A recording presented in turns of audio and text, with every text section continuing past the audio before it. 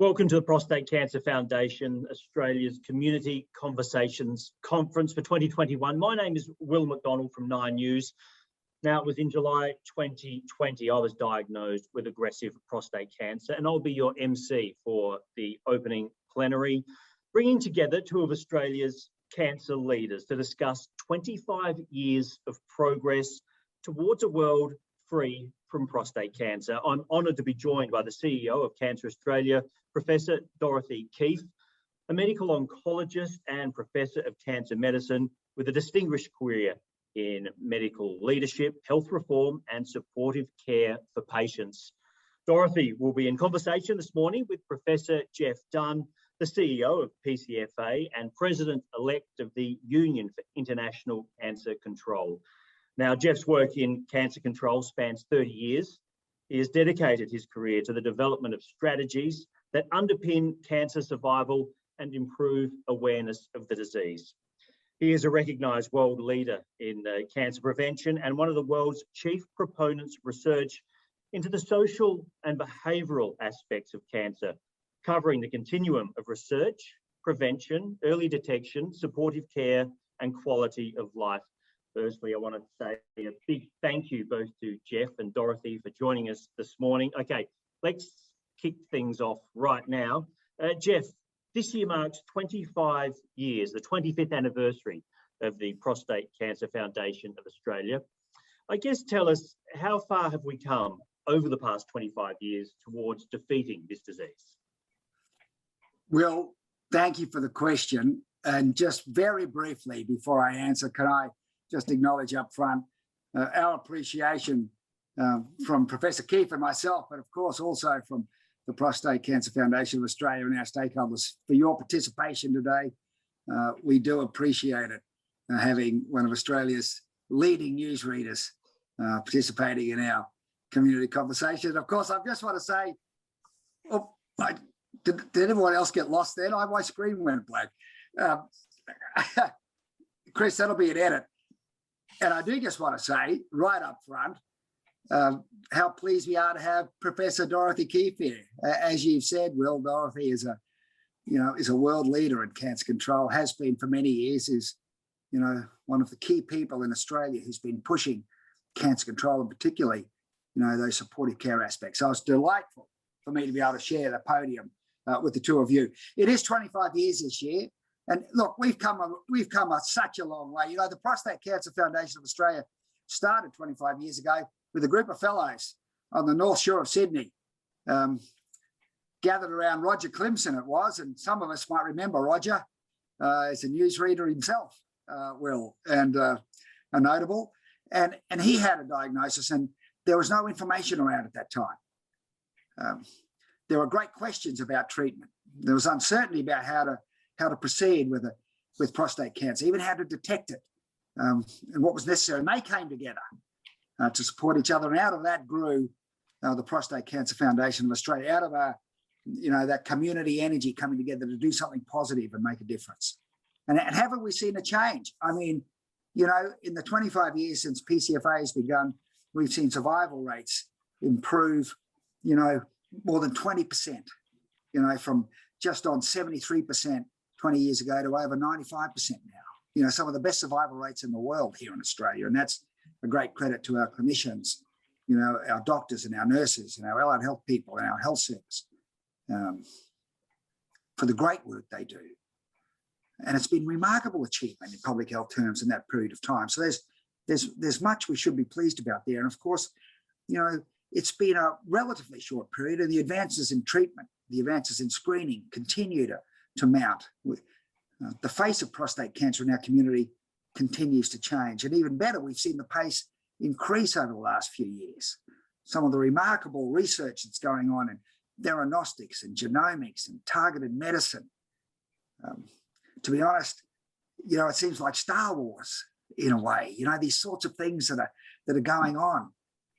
It provides encouragement. But I suppose in the end, what we can't lose sight of is that we talk about prostate cancer in terms of numbers, but behind every number is a face. Behind every statistic is a person.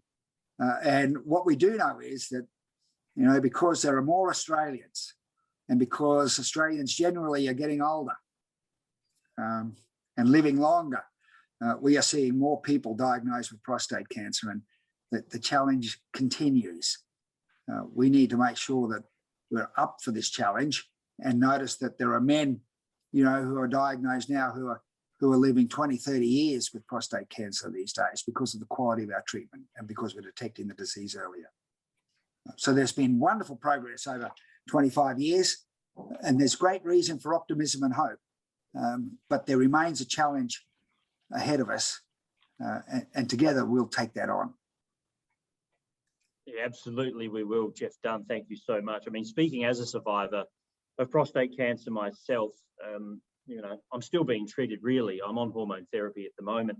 I know that the progress and speed of research, and you see new medical advancements, that means so much, and it's making a huge difference to my life and so many other people's lives. And progress on things like precision medicine is giving me, and I'm sure many other men, so much hope. So, Jeff, thank you so much. Dorothy, I want to turn to you now. And during your esteemed career, you've no doubt seen a lot of change as to how we detect and how we treat cancer. So tell us, what has inspired your work over the years? Thank you very much, Will. And I'd like to say, first of all, how delighted I am to be here, and to thank PCFA for inviting me to be part of this. I'd also like to acknowledge that I'm joining you from the Ghana country, as we were saying earlier, our beautiful Adelaide Plains, and to pay my respects to the elders, past and present. Congratulations on that 25 years. That's a really important milestone. And of course, I was just thinking back 25 years ago, I was starting my research career in supportive care in cancer. And my lab was adjacent to the Wayne Tilley lab in the Hansen Institute, which is a lab that's been funded by money from PCFA on and off over the years. So I think it's a really important thing to look back at those, you know, where we were 25 years ago and see where we are now. I've been very lucky to be a clinician and a researcher and a system reformer. And of course, it's given me the ability to appreciate how important it is that we have really good governance of our system, but it's all focused on the patient. And I think it's really important that we have good advocacy groups who can hold us to account as clinicians and as a system to provide them with the care that they need, as opposed to the care that we think they need. And there's a sort of famous adage in the supportive care and cancer literature, which is, you can't see the patient's symptoms. You don't know what the patient's going through until you ask them. And so we have to put the voice of the patient at the centre, and that's what the advocacy groups do. And PCFA has done such a fabulous job both with the patient advocacy and with the support of the research. So obviously it's a very complex system, and we need to be able to see how you can manage an individual's needs within a large complex system. And it's very difficult. It takes a lot of coordination, a lot of planning, a lot of good clinical leadership as well as systems leadership. And obviously, I've been inspired by watching how that has happened, how over those 25 years, the patient has got closer and closer to the centre of care. We have an ageing population, mind you, so does everyone. We all age at the rate of one day every day, so we live longer as well, which makes it easier. And obviously, I've been very involved in looking at the health profile of Australians, what that means, what the technological advances do, how we have to bring those in and out of systems. We're pretty good at bringing things into the system. We're not so good at stopping doing things that we should no longer do because evidence has changed and move on. But we need to look at that, and we need to make sure that what we deliver is the best care for the individual within a public healthcare system. We know that Australians have the best outcomes from cancer in the world. If you're going to get cancer, Australia is not a bad place to get it. But depending on where you are across the community, where you live, whether you live in a city or in country, South Australia or country Australia, and particularly South Australia, obviously, and whether what your socioeconomic status is. Interestingly, with prostate cancer, as you know, the higher socioeconomic status is associated with a more common diagnosis, but the outcomes are worse in the lower socioeconomic groups, and the outcomes are worse further from the city. So we need to make sure that we take that all into account when we're trying to fix those last few percentages that we need to get to have absolutely excellent. And obviously, in relation to precision medicine specifically, we are, I think, on the verge of a really big change in the way we manage cancer. Cancer knowledge is increasing and accelerating in its increasing with the genetic, biological and pathological features that are all really of one individual person and their cancer. One of the other things about supportive care is we say precision medicine is not just about the cancer, it's about the person around the cancer too. And you have to combine those two things to get the very best outcome. So all in all, we need to be focusing on preventing as many cancers as we can, working out what it would be, developing tests to detect early or to screen if we could find a good screening test, to have the best treatments available and to care for the patient that's going through that. And that will give us the best outcomes for our patients. It sounds absolutely wonderful. It's a goal we should be striving for, and we are, which is even better. A couple of points there from my point of view is how wonderful it is to be in Adelaide. I did oddly feel lucky to get cancer while in such a great city that's the cutting edge of technology and medical research. And the fact that you can see the PCFA and frontline medical researchers working together, it does mean a lot to people who have the disease. I know that it means a lot to me, so I'm sure it means a lot to other people. And of course, many people in the audience will be aware of some of the latest clinical trials going on. Lutetium, that is harnessing the power of the PSMA PET scanning. It does make you feel better that this disease is not going to define me and other men, and we can survive it. And on that, Jeff, with survival rates now at an all-time high, does this mean that the work of the PCFA is getting easier? Well, Will, that is a question. That is a question. And you know what? I mean, what's been heartening so far in this session has been, our talk of optimism and, the great progress in research and detection and service and our survival rates. And that is, of course, a wonderful circumstance we find ourselves in.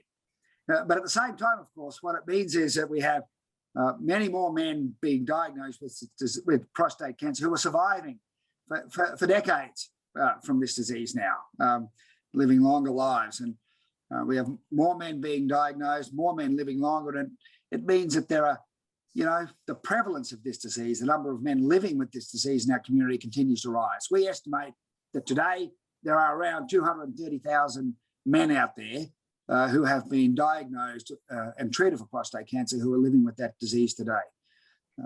And we can't lose sight of that fact. And we can't lose sight of the fact that that number will increase because of all the things we've been talking about. So it means that there's a job to do. The first job we've already talked about. We want to get that 95% survival to 100%. And Professor Keefe spoke about that, and we back her 100% there. Of course, we'd love for no one to get prostate cancer in the first place. But to do that, we've got to work out what causes it. We don't know that yet. But let's try and find the right way to detect it as early as possible. And then let's try then to find the best way to treat people so that no man dies of prostate cancer. And that's our target. But while we're looking for that, we need to manage and look out for those, 230 people today who have been diagnosed with the disease.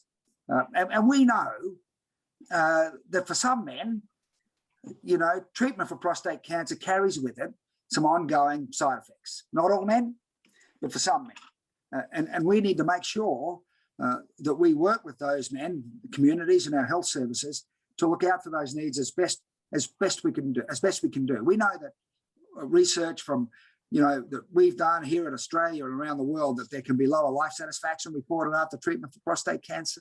It can do with physical issues. It can do with sexual function and incontinence and pain and mobility and activities of daily living. It could be psychosocial matters. anxiety and depression, coping. It can be psychosexual, it can be relationship issues, all of these things.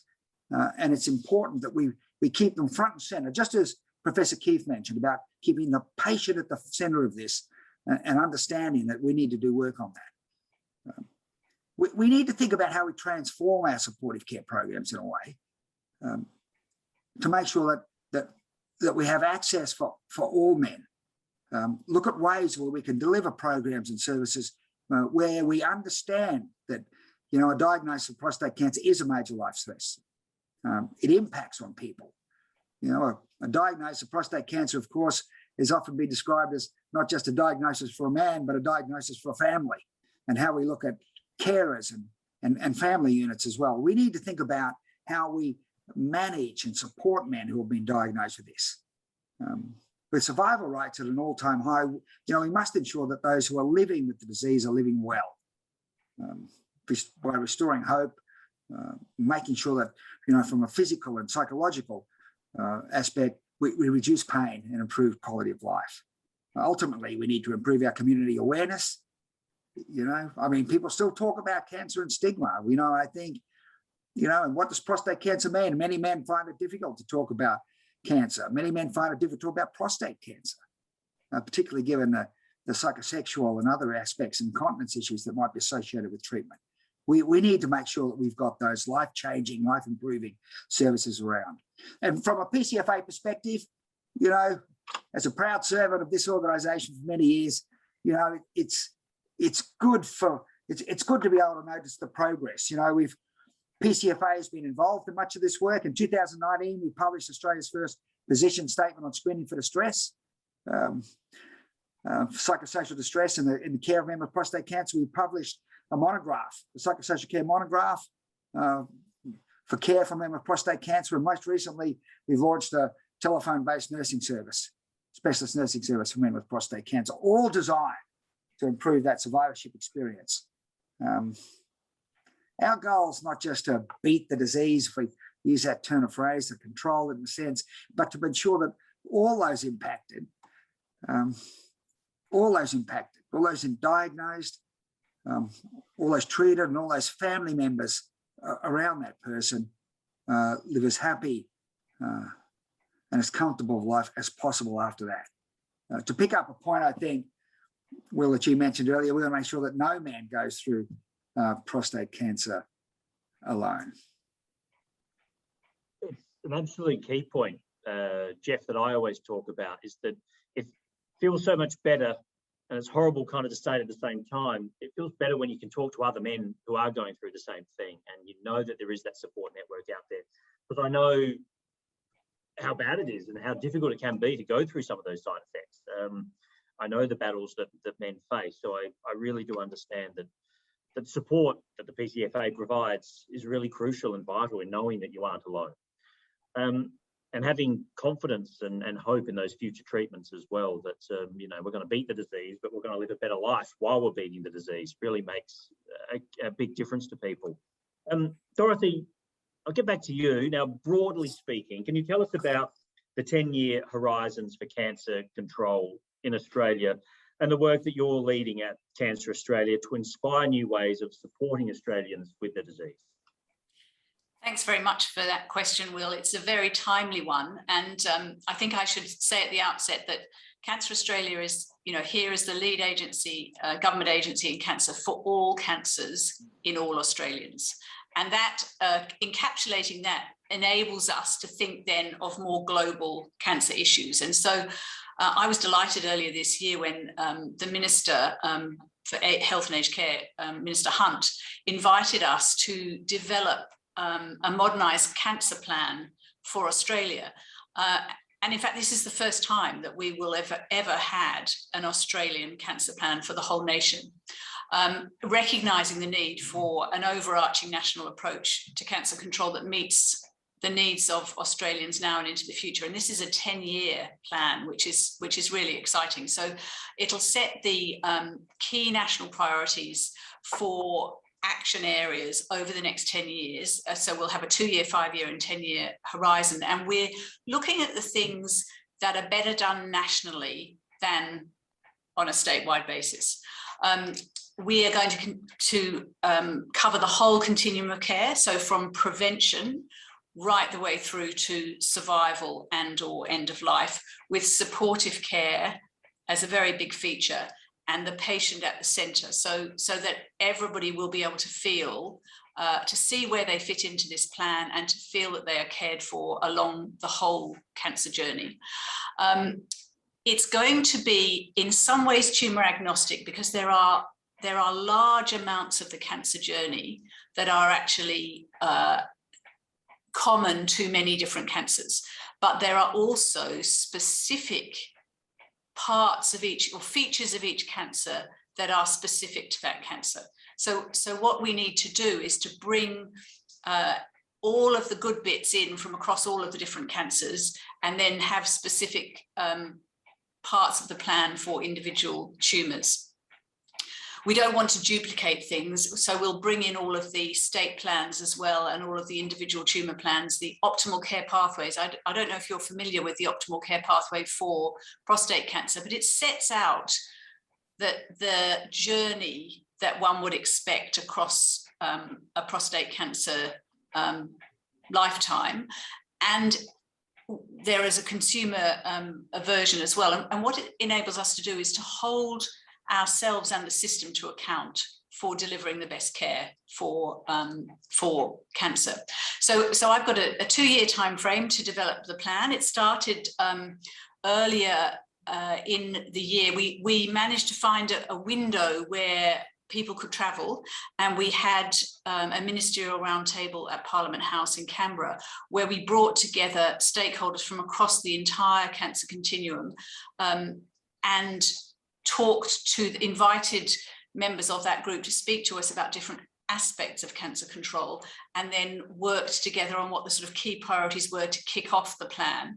And we're very excited about where we're going. There was very strong support for an Australian cancer plan, and it provides a lot of scope for us to engage with everyone that needs to be engaged with across the cancer continuum. And there were quite a few good outcomes from that initial workshop, which were that we really needed to provide clear national leadership and direction, with a focus on reducing inequities, which we talked about earlier, and fostering partnerships and collaborations. There are, principles that were outlined at the time. It has to be person-centered, as I was talking about earlier, focused on what matters to the consumers. There has to be equity of outcome, not equity of inputs, which is, I think, a shift that's happened in the national psyche, really. It's about what happens, to the person, not what you do at the beginning. As I said, tumour agnostic, but with a special focus on every different cancer. It has to be future focused, transformational and ambitious, collaborative, and encouraging of system-wide and national cooperation. So great opportunity for us all to work together. And obviously it has to be data-driven, and data has always been a bit of an issue in cancer, and we have some very good data. We know that we have the best outcomes in the world, but we have trouble proving it at a sort of micro level all the time, because the data systems don't always align, and that's something that we have to fix, and we have to build on our current successes. So one of the best things about that was that everybody agreed that we're all in this together, and our success will depend on our commitment to collaborating, to harness our collective knowledge. And when we all work together, we're unstoppable.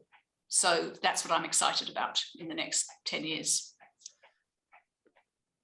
That does sound tremendously exciting indeed. I love the fact of giving every patient, every man, every woman, every child the best possible chance of battling the disease and beating the disease. It's such a great goal to know that that's something we're all striving towards, and it's becoming a reality so quickly. And I know it will mean a lot to millions of people out there across Australia and their families. With the time we have left, I would like to ask each of you about your priorities as national and international cancer leaders, and what your priorities are over the next 5 years. What will each of you be doing in your roles, and what should we be doing as individuals to help men beat prostate cancer? Jeff, do you want to go first? Thanks, Will. Well, Well, yeah, I'm happy to kick it off. Do you know one of the first things I'm going to do, which is a priority, is do what I can to support Dorothy with that national cancer plan, because it's a winner and we need one. And it's delightful to see that in play. And congratulations to Dorothy and the health minister for bringing that to bear. And it was my great pleasure to be a part of that, and I'll continue to be a contributor. It's an important development. And as Dorothy said, it might surprise people, we've never actually had one in this country. So this is important, and it's certainly a priority for me, and I know for the cancer community. So Dorothy, thanks for bringing everyone together on that. Like we've spoken about generally with prostate cancer, look, there's still a lot to do. If we think about, improving those survival rates, even though we know that they're quite good, we still want them to be better. We do need to think about awareness and about keeping that awareness up. Concerningly, the latest data out of the Prostate Cancer Outcomes Registry, which is based in Victoria, housed in Victoria, shows that there's been an increase over the last few years in the percentage of men diagnosed with high-risk disease. Why is that? We've got to get that awareness out there. There's still a job to be done about awareness. We need to think about early detection. How do we detect this disease early in an evidence-based, accessible way for the community? There's confusion about the current PSA guidelines. I mean, there is. And a lot of the data they are based on is out of date. We need a review of the guidelines. We need a consumer companion to early detection, which we don't currently have. And we do need some sort of education campaign about how we go about raising awareness in the Australian community about prostate cancer. We need to get on with that. We do need to promote, and certainly a priority for us at PCFA, for myself, is continue to promote and fund, that quality research. We spoke, Letitia was mentioned before, and theranostics and all these sorts of things. I mean, there are wonderful developments. We need to be able to look for ways to fund, that promising work, whether it's about early detection, or whether it's about treatment, or whether it's about survivorship, and make sure that we continue to invest in research, and then in the translation of that research to make a difference in how we manage prostate cancer, both here and of course globally, because cancer control is a global business. As Dorothy said, we are all in this together, and we all learn from each other. So how do we do that? And in terms of quality of life, we must still promote, that critical aspect about survivorship, about,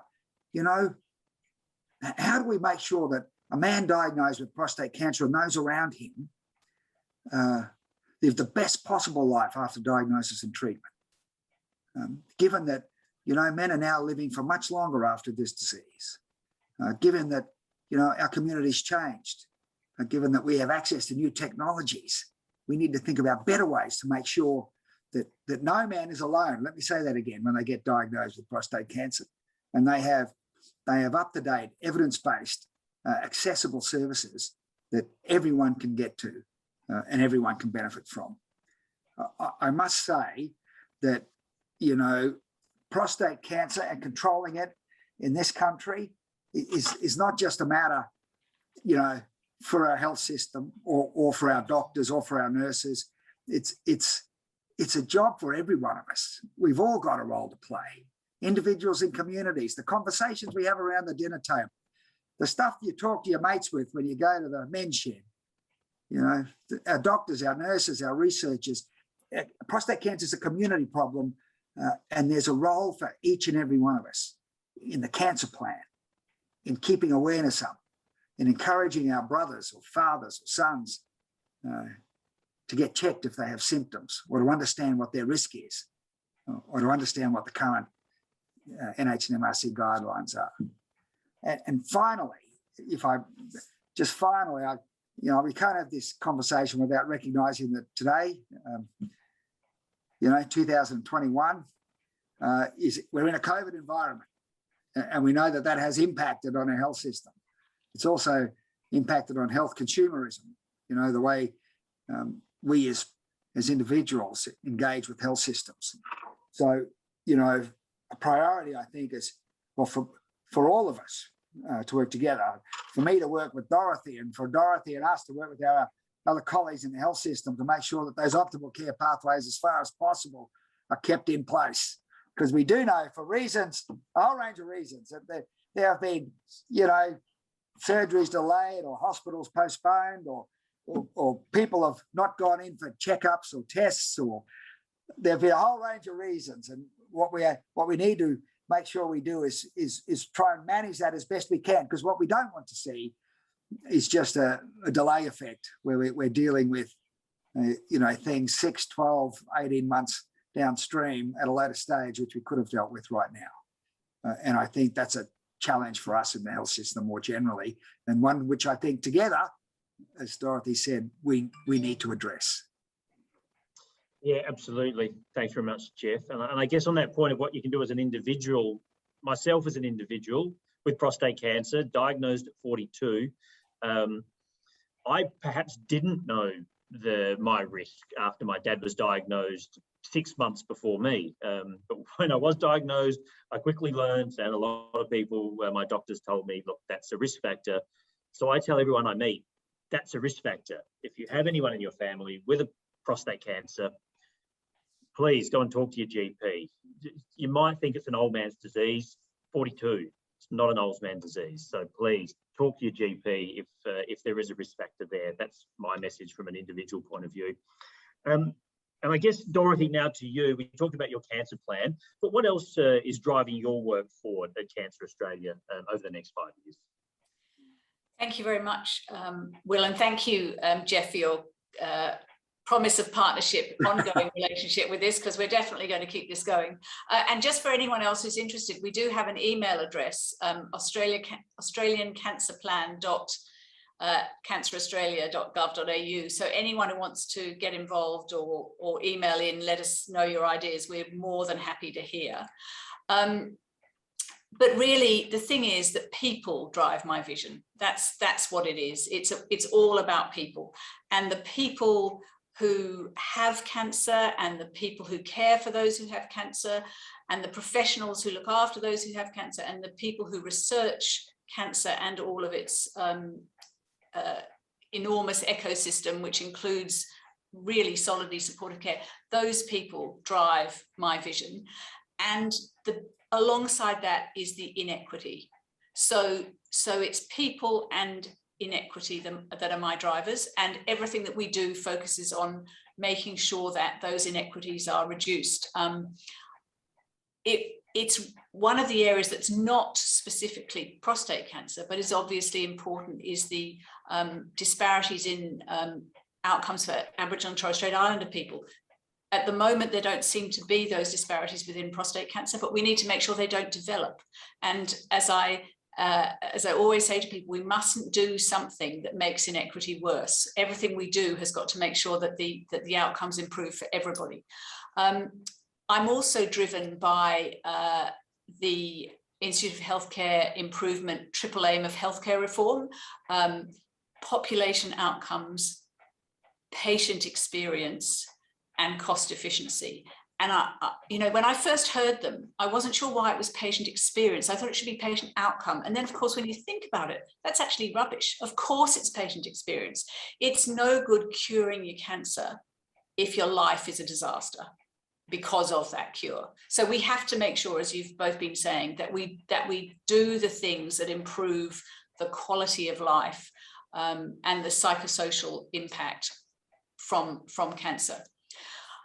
I think that really important in this is how advocacy holds us to account. It's not just the OCP that holds people to account, but good advocacy holds the clinicians and the systems to account. And I think that's another reason why such advocacy groups like yours are so important. The results of research are always exciting, you know, a new thing you can do and a tweak to something that might get us that extra 1%, 2%. If we could get the extra 5%, that would be absolutely marvelous. And again, finally, I would say, I agree with Jeff, the issue of the pandemic impact. We know that tests associated with the diagnosis of prostate cancer reduced during waves of the pandemic, depending on the state, depending on the, the date of the outbreak. Cancer won't wait. You have to go. If you're not right, you go and get your symptoms checked out. Might not be cancer, but just in case it is, young men can be diagnosed, Will, as you obviously know from personal experience. If you have a symptom, go and get it seen to. Thank you. Thank you very much, Dorothy. I will follow up on that point that you made. I didn't have any symptoms of prostate cancer whatsoever. I followed up on a hip injury that just kept getting gradually worse and worse and worse. So I have a fairly aggressive late stage cancer that I picked up, thankfully, by following up on an injury. It's giving me a fighting chance. I've got a nasty disease, but I have a fighting chance. So you are spot on.